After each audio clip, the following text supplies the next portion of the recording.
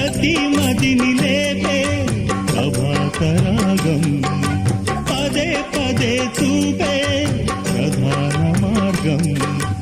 ఏది సొంతం కోసం కాదను సందేశం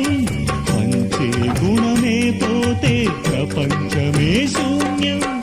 ఇది తెలియని మనుగడ కథ దిశ నెరుగని గమనము కథ సరళి రాధ తనే వసంతం